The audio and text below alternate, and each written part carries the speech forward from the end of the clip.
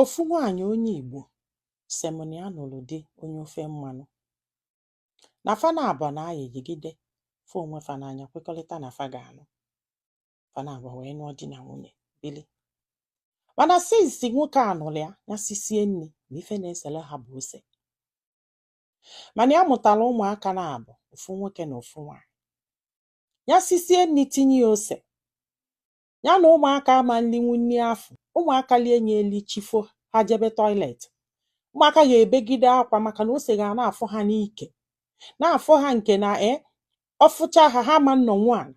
Ya sichezie nri bupụta ụjọ a na-atụ ụmụaka ili nri. Even na nyanwa sisie nyanwụ nri bupụta ya ụjọ a na-atụ ilie maka ya lisie nye jee ịnyụ nsị ose a na-afụ ya n'ike. Mana ọ bụrụ na etinyere ose di ya asị na gịnị mere na nri atọrọ ụtọ ife a na-eselefa ya wee jee gosie ose dobe na mkpọ. Ya sisie nri di ebata ya eje weta ose ya gwere tinyelie na nri di esi gịnị na nke a ama mmekwa na ọ na-abụ otinye ose o chenji enye test na abụzi na the same test nri afụ bụ ka ọ ga-ebu na ya ma nkwe. Ya esi ofe sielie rice o jecha bata ọ sị kedu ife enye ejire wee silie ofe ọ bụrụ rice ka o selie ya na ya na-abụ na-esi ite iche ma fa bụ nwunye di. Ife a bido na-eselefe okwu ife ụmụaka atasị arụ maka na bọsọ ọbụla ya sili nri ose dobe na ya na ụmụaka ama nri ọ bata ọ na-elido happy. In fact na ya marọ ife ya ga-akpọ ife a o wee luo ofu mbọsị ya wee sibe nri sisie na ọ bụrụkwa na ya nara etinye nke fe ose nọ na ya ga-etinye ose du moderate. Di wee jalụwa ya bata ya wee je bupụta nri so wee rie nye wee sị ya anụ ọfịa nwaanyị a kedu ebe ọ nọ ya wee si n'ime ụlọ gbalụpụta ọ sị ọkwa ya akwaghị enye na-eti ose na nri ya wee gbaa ọsọ wee je wee weta ose wee were ose ahụ na-abịa ka a were ose afụ nye nwoke a wee saa aka ọla ịdawasa na ntị ya.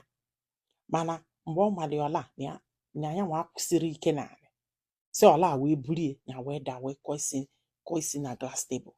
Nwaanyị a sị ya nọla etu a isi a na-ebi ya na mgbe fa na-akwụ na o nwere for one day ọ nọgide complain about ose and ọ na-abịa bie na anyị enye nri ọ na-eli mgbe ụfọdụ na ya na-esi nri bugalia olisie ọ sị na ife aja like ụmụ nwaanyị ndị Igbo na fama esi nri ọfụma. Mana since ya na ya na-abọbi na o nwere ife asị ọ ga-asị na ọ dị mma maka gịnị na ose adịrị ya. Na mgbe fa ka na-eme lovi mana anụ si ọfụ a na-eme lovi ọ na-complain kwa ha na-manage ya na-etinyere ya. Mana na ịfụ dị ebe ọ na-ewe iwo maka ose iche ma o nwere ife ọzọ ya mere ya iche ma ya zuru oshi na ọkwa sọsọ na ose adọrọ na ndị. Mana ife na-ewutezi bụ na ọ da consider ụmụaka ọ da consider ya nwa nọọsụ onwe ka ọma so ose ya kwuo sị anya nyebe ụmụaka ose na fadigide ọmara fa arụ na ndị befa niile na-edi ose na o jee na be nna ya na ụmụaka amụrụ ọfụ ma nke amụrụ nya na fancha na-edi ose na o nwere ife ose na-eme mmadụ ya rapụ ose na-afụ ha n'ike ọfụkata ha ọkwa n'afa na-arụ. Kedu maka anya amakwanụ onwe ka ose afụ si akwanụ ya na-arụ ebe ejiri ose wee zụ ya maka na ite ose gbatakwuru nkịta isi aida na ya hapụrụ marriage a maka na ihe a bụrụ ihe ya ga-eme for the rest of her life. Ose si ose asịra na ọbịa nwere ezigbo ihe asị na ose na-enye n'arụ mana ife di eji wee bulu ose n'isi nyalị ya n'akpa ka enwere ike ịma na ndị befa gwara ya si ya ya anụwa n'onye ofe mmanụ ya ajụ si na ya fụrụ ya n'anya kịta na ya mara ọnụ ya ga-eji jekwukwala ndị befa gwafa ihe na-ese and na ihe na-ewute ewu na ọ bụrụ na ya na di na-ese ezigbo okwu nọ ose na-eselefa ụna afụ na ugo na ose na-achọ na ịgbasa na marriage ose mịa mele ajọ ife wee nụba onye ofe mmanụ ka o nwere ife ọzọ ya nwere ike ime ka udo wee dị ka o nwere ebe ọzọ ya si were emejọ nwoke a.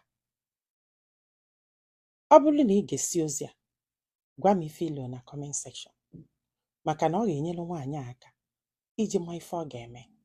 Ndị be anyị daalụnụ ka ọ dị n'ụbọchị ọzọ.